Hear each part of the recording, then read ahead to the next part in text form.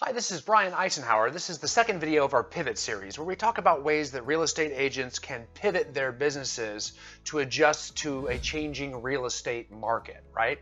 And we've seen, about on average 10 years or so, we see some big change in the market that seems to jostle real estate agents' universes, and it's the end of the world, right? We've seen it many times, where we go all the way back to 1989 and the junk bond era, coming out of real high interest rates, moving into the dot-com blitz and the movement of all real estate technology online, to 9/11, and then the Great Recession of 2008, and a couple of years, following that, where it looked like all the banks were going to close, and most recently into the coronavirus, where many businesses were shut down as a result of the fears and the spreading of that virus.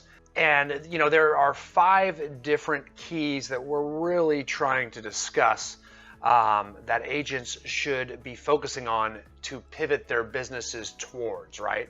And we've already talked about how we need to shift towards a sphere of influence type business. Those are the ones that sustain. Those are the ones that produce 80% of real estate business out there, of all transactions, whether we're in the straightaways of an easy market or in the turns, which is when the market is pivoting and shifting and changing. And what race car drivers, we always talk about, they make their money in those turns. The straightaway is easy. Everybody's going fast as they can, pedal to the metal. But it's in those turns where people really advance their position, and where they're jostling and taking risks and really passing people. So this is a turn in the market. And we're talking, the need to pivot is during a turn, right? And we talked about your sphere of influence being such a big part of that turn, and how if we can contact members of our sphere of influence 40 times a year, we can expect a 7-to-1 return from our annual database contact plan. And so if we have 300 people in our database, and we divide that by that number 7, we'll get 43 closed transactions a year out of a database of 300 people that's been contacted 40 times the year prior. So we talk about working that in different ways we can work that. And one of the most important ways we can do that is what we're going to talk about in this video. And it's the second focus for agents to pivot their businesses towards, and that's social media. Social media has been around for a very long time, but how it's used is often very, very incorrectly and novicely, I should say, by real estate agents. People tend to think I think most people think that they have a good comprehension of marketing, and they take traditional marketing techniques and try to move them into social media, and oftentimes they just don't fit. Because social media is more of a conversation, a dialogue, and building a relationship between two people, whereas traditional marketing is more of an advertisement. Like, here, it's a post, So you can see the traditional marketers trying to post or write long sentences in their Facebook posts, and it's all about what they put out there, and it's not how they interact and build a relationship. So, in other words, you got to listen just as much as you talk, if not a lot more, right? And then what you put out there needs to be more vulnerable. It's hard to build a relationship with your business. It's much easier to build a relationship with you. So we need to see, if we are doing a lot of talking, a lot of posting, it needs to be more of you. Okay, that's really important. We start doing that and getting more purposeful, because here's the problem. We're at ICC, Icenhower Coaching and Consulting. We're getting all of our clients, all of our coaches across North America are getting all of our clients all across North America to start moving more and getting more active on social media. And that means we're going to listen and engage with our spheres of influence who we're connected to a lot more on social media platforms like Facebook and Instagram. But we're also going to post more too, right? And if we post more, it can't be a whole lot more of a sales pitch. It just can't be open house, open house, open house, open house, just listed, open house, open. You're going to have no friends. No one wants that. I mean, if you think about last time you went to a party, you didn't just go up to everybody and tell everybody you had an open house this weekend. You wouldn't have a lot of friends. No one would want to talk to you anymore. You wouldn't get invited to any more parties. So if we take that same mentality into social media, and that's all you put out there is a whole bunch of your advertisements, you're basically spamming all your friends, and they're not going to interact with you. And then Facebook's going to see that they're not interacting with you, and Facebook's going to stop showing your posts to people. That's right. So Facebook's algorithm determines who gets to see whose posts, and you need to make nice with Facebook's algorithm. You don't get to see all of the posts of all your friends. There's just not enough time in the day. Facebook now allows us to have up to 5,000 friends, for example, right? So if 5,000 of your friends are always posting on social media, they know, Facebook knows you're not going to be on Facebook long enough to see every post from every one of your friends. So how does Facebook decide which posts you're going to see more often?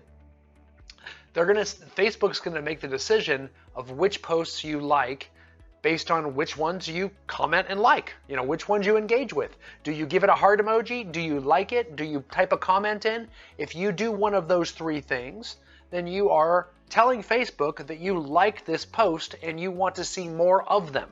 So Facebook is then going to show that person's post to you more. So conversely, if you are putting a post out there, you need to put a post out that people like and engage with. And if you put an open house post out there, no one's going to like or engage with it. So therefore, the next post you put out, no one's going to see it.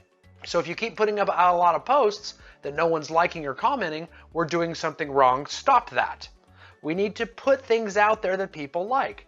For example, if you have a baby and you put a photo of a baby on Facebook because you just had a baby, you're going to get hundreds of likes. That's good. Now, whatever post you put out next, everyone's going to see. So we want to get a lot of attractions. It's not about ego. It's about getting an audience, right? And that's why we have to engage. That's why we teach an algorithm. For Facebook's algorithm at ICC, we like to see at least 4 personal posts for every 1 business post you put out there, okay?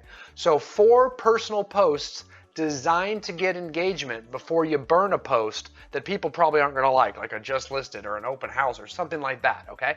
Now, there is ways to get really creative. Some people, you don't need to be creative for this, okay? But there are people that are very creative. We have lots of clients out there that can merge the two perfectly, right? And that starts to get to be an art form if you do a personal post that kind of says you're in real estate, like something like maybe you broke a heel today on the job and realtor life, or you see something really crazy or funny, or you do something funny when you're showing a house or something like that. If you can mix them together, that's great, because it kind of kills 2 birds with 1 stone. It reminds people you're in real estate and gets engagement and interaction, and people like it, okay?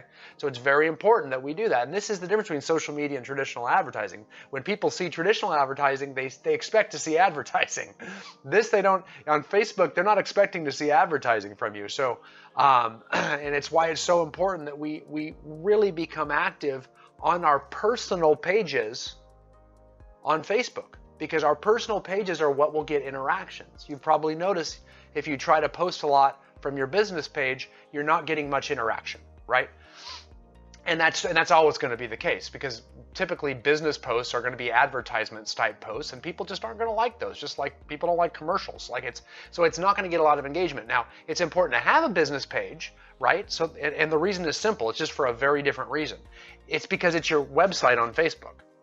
So you should have a link in your personal page, and that's where everybody goes. When people want to check you out and see you or learn about you, they're going to go to your personal page, and then there should be a link on there that says where you work, and that link will go to your business page, and then they'll go to your business page, and then that's got to look good. It's got to look nice, because that's what it's there for. That's about it, unless you want to boost advertisements and things like that, which we're not going to get into in this. That is just there as like a static website, so people can look and see what you do and feel comfortable that you're professional and that you'll do a good job representing them. So it's more about lead conversion than it is lead generation. They'll go and they'll take a look that way.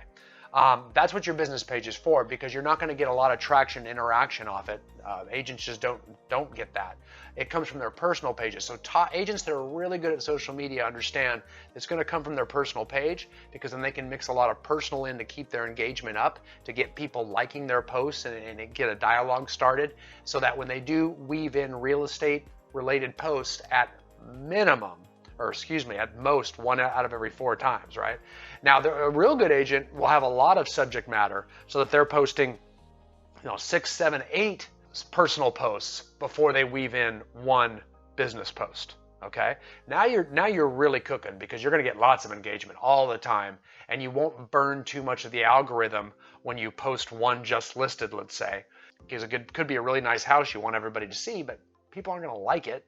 So when they don't like it, Facebook's going to go, oh, they don't like that post. So you're going to burn a little Facebook street cred, and Facebook's not going to want to show your posts as much anymore, right? So we're always looking for personal posts to put out there, right? Kids, family, birthdays, anniversaries, all of those things will get lots of likes and lots of thank you. Anytime that you show love for a family member, whether it's your spouse, your child, your sister, whatever, that gets a lot of positive interaction out there. People just love that. When you post things that are going on in your life, when you're humorous, it really helps. If you got, because again, this is like a party. We're engaging. It's social media. So if you've got charisma, boy oh boy, don't hide it. This is where we need to see it. You don't need to. Don't get me wrong. You don't need to. In fact, you don't need to post anything. But we know real estate, at least residential resale real estate, is a contact sport. So the more conversations you can have, the more contacts you make, the more business you're going to generate. So, getting good and getting comfortable on social media and having a lot of dialogues and getting a lot of engagement is the same thing. In fact, it's the new era, and that's why we're saying you need to pivot your business. And I think that this recent coronavirus epidemic in the spring and summer of 2020 has kind of taught us that. Like, people are getting much more comfortable communicating over on video, social media, things like that. So we've got to, as realtors, we've got to embrace it, because in some aspects, it's never going to go back to the way it was. Not to mention, it's a lot more efficient to make contacts on social media. It's usually 100% free, and you can make it fast. You can make contacts much faster than a lot of other, it's cheaper than mailers, more effective than email, and it's a lot faster than phone calls. So there's a lot of benefits to being on social media if you use it correctly and you engage a lot, okay? So it's really important. So remember, keep that ratio at a minimum of 4-to-1, could be 6-to-1 or 8-to-1. So you're always looking for personal posts. That's the hard part, because you can't post the business stuff until you get your 4, 6, or 8 personal posts, okay? So you're always looking for vanilla things to put out there, right? Again, don't get too crazy with politics. You want to be very neutral. Just remember, every president is elected by like 50 to 52% of the population, which means 48% of the population disagrees with you. So don't get too crazy on one side on politics ever, because even the biggest landslide political election is still right around 50-50 with regards to the popular vote. So let's don't go crazy on politics. Let's don't go crazy on religion, because if you start doing that, you're probably getting more personal than I would with the public arena. I want to keep my privacy private, so let's try to present, if you wouldn't want these things to be on your website, on the internet, don't put them on social media. It's the public arena, except more people are there, so why would you put it there? So, there is to some degree where you're going to have to sell out a little bit and be vanilla on these platforms. And a lot of you just don't want to sacrifice that, and that's fair. Just understand, your business will suffer. And that's something there's just no way around. Just like, before social media, we as when we go to parties as real estate agents or business professionals at all, at some point we're networking. We're talking about business. We're trying to stir up clients. So yes, we'd have to sell ourselves out then too. We're changing conversations that would just be normal, casual conversations into making contacts, getting contact informations, and talking about real estate. So it depends how serious you want to be about your business, but I would really consider your Facebook profile not to be overly compromised. If you did kind of use it for business purposes, you're still going to get to post a lot of personal stuff on there, much more than you will business, but every now and then you got to be okay with what you do for a living and reminding people of that. And especially if what you do for a living comes from contribution and adds value to people, and I think that's the key in everything we teach at ICC. Even and we coach a lot of the highest producing real estate teams and broker owners and solo agents and luxury agents in North America, and they all kind of have that in common. They come from contribution. Their contacts, they're staying in front of all their people, whether it's social media, email, phone calls, client events, you name it. But they're doing it in a way that adds value to the people. They're not just trying to shake their people down for business. They're trying to come from contribution and give and help so that their next communication is well received. During a market turn, a downswing, it's when people are at their lowest, and we talked about this in our social media video. That's a great time to help, man. They need it. They need financial assistance. They need emergency resource numbers. They need someone to check in to see how they're doing. They need positivity. They need neutrality. They need information.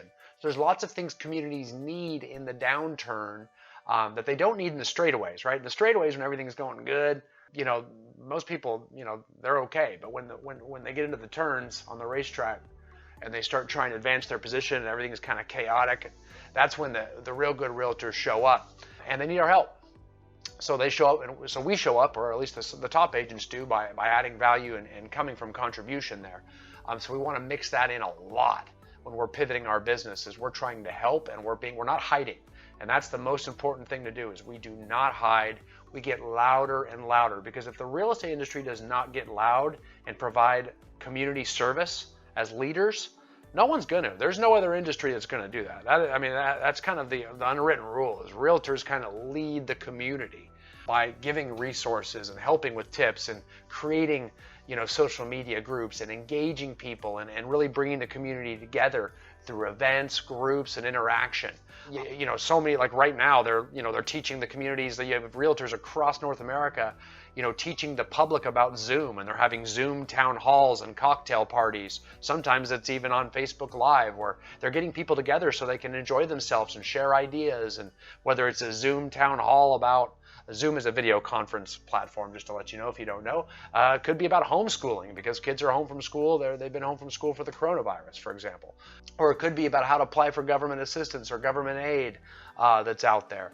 Or it could just be like a social, like a lot of friends that, they're loosely connected, maybe through a soccer club or team or something, where the parents can just get together because they haven't seen each other for a while and kind of talk about how the kids are doing and how they're getting through tough times. Whatever it is, we're bringing communities together, and we're helping and sharing resources out there on social media. Things like, holding client events on social media, like sidewalk art contests, where, all the kids are going out and drawing on the sidewalk and, taking photos of it and posting on your team's Facebook page or your Facebook page, and they're being judged and getting prizes, or you're giving them spring cleaning ideas, or giving them information about which restaurants deliver directly to their house, et cetera, et cetera. All these things, you're just adding value, and you're just being a community leader and community support to stay in touch. We're not shaking anyone down for business. We're not selling too hard.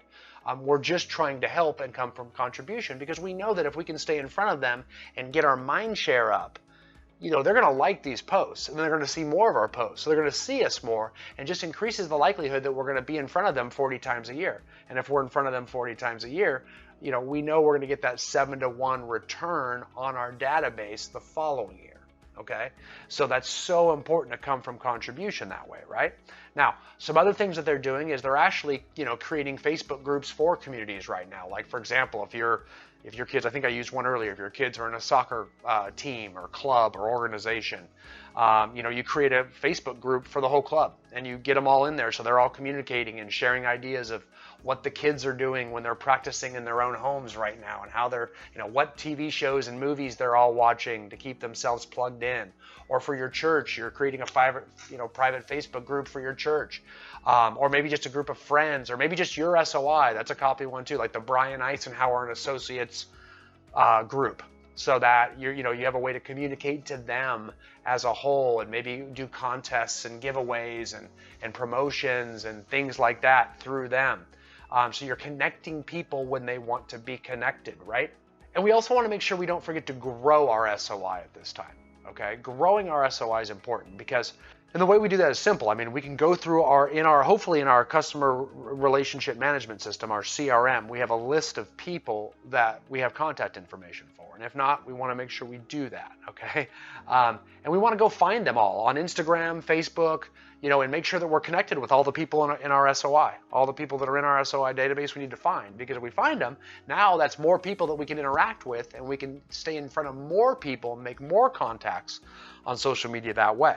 And vice versa, we also want to go onto Facebook and look at all of our friends and make sure that we have all of their contact information and names in our SOI database as well, so they can maybe be on our email newsletter, we can send them mailers, things like that. So it's a great time to connect those two, and we want to be growing it too. Now's a wonderful time to look through our phone. Are we Facebook friends with all these people? Because now we can grow it. Like, think about, that soccer organization. Am I friends with everybody in there? Because by getting them all in the Facebook group, now we can actually friend them all, and it grows our SOI database that way.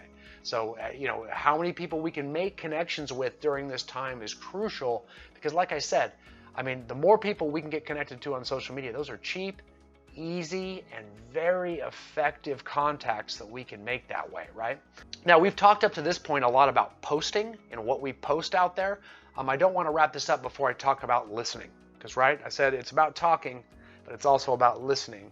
And listening is probably just as important. So one of the things at ICC we do with all our clients too is we teach a 10-10-5 system, right? And this should take you no more than 15, 20 minutes every day, Monday through Friday. And what I want you to do is go onto Facebook, and I want you to go down your news feed, right? Well, the first thing we try to do, let me back up and say this, is we try to group all of your friends into their own lists. Facebook has a thing called lists. It's not a group, it's a list. And it's how we categorize your friends. Like most of you just have all your friends and they're not categorized at all. They're just all grouped in there, right?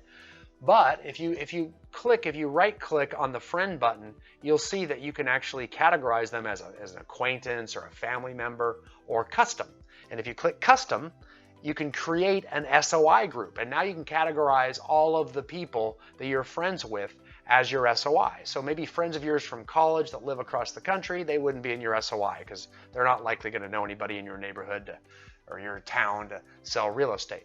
Other real estate agents, they wouldn't go in your SOI either because they're not likely going to, refer you business. But people that live near you that may know other people in your area, that at least they know you by name and you know who they are by name. That's all we need to be an SOI. We know that, right? From all of our SOI courses that we provide you here at ICC. So, those are great. So we lump all those people in your SOI list on Facebook, and then each day for 15 to 20 minutes, we're going to go in, and no one sees that they're lumped in, by the way. If you categorize them as SOI, they don't know that on their end. You just know. That way you can just look at the posts by everybody in your SOI list. So it gets out all the other realtors and all that other stuff. And I would probably stop interacting with a lot of other realtors posts and stuff because Facebook's going to just say, hey, you want to see more of those. And they're going to put those first and not show you the posts by people in your SOI, which is who you want to see so you can interact with those, right? Because you'll see that if you interact with your SOI members' posts a lot, they'll start interacting with yours. And they're going to love you because they think you love them. Think about that feeling you get when someone likes or hearts or puts a nice comment in about your post. Think about what you think of that person. Even if you barely know that person, you think, wow, I like that person. That person likes me. They're picking up what I'm putting down. They're my people. They're part of my tribe. That matters. And that's that public affirmation that they give you when they like your post or something like that, when they engage with your post, is such a powerful thing, much more powerful than an email or a mailer or anything else that they could give you. So now let's flip the script and let's say you go in for 15 to 20 minutes and scroll down your SOI list of all your SOI members' posts and you just start going like, great pick, wow, congrats, heart emoji, thumbs up, like, cute pick, so cool, and you just make little short comments, 1 or 2 words with an exclamation point, always positive, and you're liking some of their posts and you're hearting some of their posts. So we do 10-10-5 at minimum, right? Because I don't want you to get stuck on Facebook or I don't want you to get stuck on social media. This isn't in and out. You're like a ninja. You get in and you get out. I don't want you just like scrolling forever and just reading so you're unproductive because you're just getting sucked into Facebook. That's not the idea. It's in and out with productivity with a plan. So the 10-10-5 is simple. It's 10 likes or emojis, right? So you're going to scroll down and on 10 different posts, you're going to either like it or you're going to like heart it or whatever you do, like do the crying eyes or the laughing. So you're going to do 10 of those.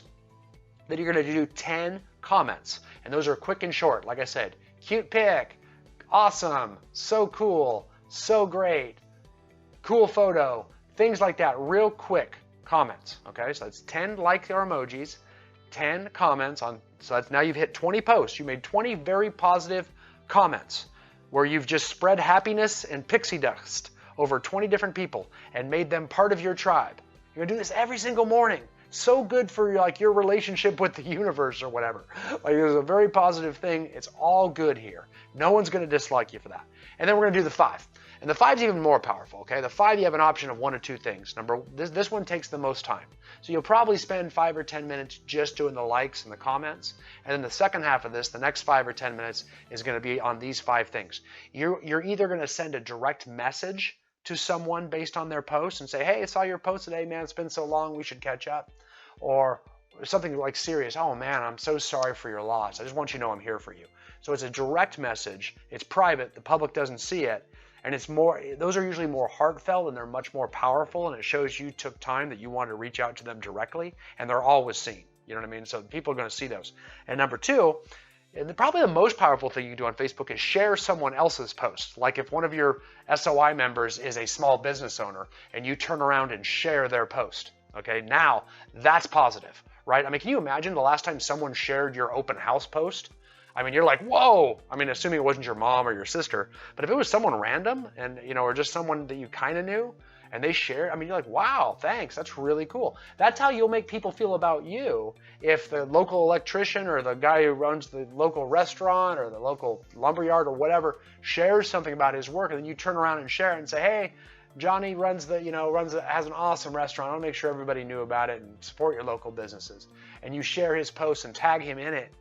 I'm telling you, he'll just be so appreciative that you did that for him. He's going to engage with you more. And this is how you build a lot of popularity and clout on social media, so that when you do make posts, a lot of people see it, a lot of people interact, and you become this powerhouse of relationship building. And that's what, quite frankly, before social media, being a referral-based agent was all about, was being the center of a spider web. That's all real estate agents, the top agents in every city in North America used to be, is they were the center of a referral network that was like a spider web, and that they knew all the other business owners were all referring them business, and they knew they'd refer it back because you had your webs on everybody. So you knew if someone needed an electrician, you could give it to them, or if someone needed a plumber, you could give it to them, or someone needed carpet, you could give it to them. So all those businesses would give you business back, hoping you'd return it to them, because you had the most relationships out there. And that's the key. That's what being connected is about, and it's never been easier than with social media than it used to be. You used to have to do drop-bys and go belly to belly, and I mean, it'd be exhausting. Now it's very, very quick and easy to do it just behind a computer screen over a cup of coffee for 15, 20 minutes every single morning with the 10-10-5 in and out. So you just got to be diligent about it. If you do call your SOI as part of your annual database contact plan, I always like to say do your 10-10-5 first, because you're going to see a lot of posts that give you a good reason to call some of your SOI members. Say, hey man, I saw your post today. I just wanted to reach out. I mean, I saw you had that dog ran into your fence. I mean, if you need a guy to repair your fence, I got a guy for you. There's lots of reasons you could reach out to help based on what you saw them post on social media. So it gives you a lot of fresh content. Where you can come from contribution on your calls too. But I mean, regardless of whether you are doing a few calls a day, we always say try to call your database via telephone a couple times a year at minimum. And that's not many. If you have 300 people in your SOI, that's 600 phone calls a year. That means you're probably making 2 phone calls a day. So you do your 10-10-5 for 15, 20 minutes, then you do a few 2-3 phone calls right after that to your SOI, and you're done. And you should do that, no problem. All the other contacts, you should fall into place. 40 contacts a year is fine. So that's what we want you to really do, is to engage and shift into that 10-10-5. And I want you to post, often now, a lot more often. You can't be loud enough on your posting. I've always been very hesitant about posting. You don't need to. But now that the market has turned, and so many people are on Facebook and Instagram all of a sudden, it's forced people onto it to be social. And Facebook and Instagram is pretty sticky. I don't see people going away from it. So many more are going there that we need to be there if we want to maximize our business. So you're going to have to get louder to get heard. And to do that, you're going to have to come with a lot of vulnerability on personal posts. So at least a 4-to-1 ratio of personal to business posts off your personal page. Make sure there's a link to your business page, and your business page looks nice, but I really wouldn't worry so much about what you post there. Okay? So I hope that helps you about some strategies for you to use social media to help you pivot your business in this turn in the market. Otherwise, if you pivot it and you keep focused on this every single day and give me 30 to 45 minutes on social media Monday through Friday, you're going to be just fine. You're going to love it, and you're going to see it's a lot easier way to generate business than we've had to do in the past. So I hope this helps. Thanks, guys.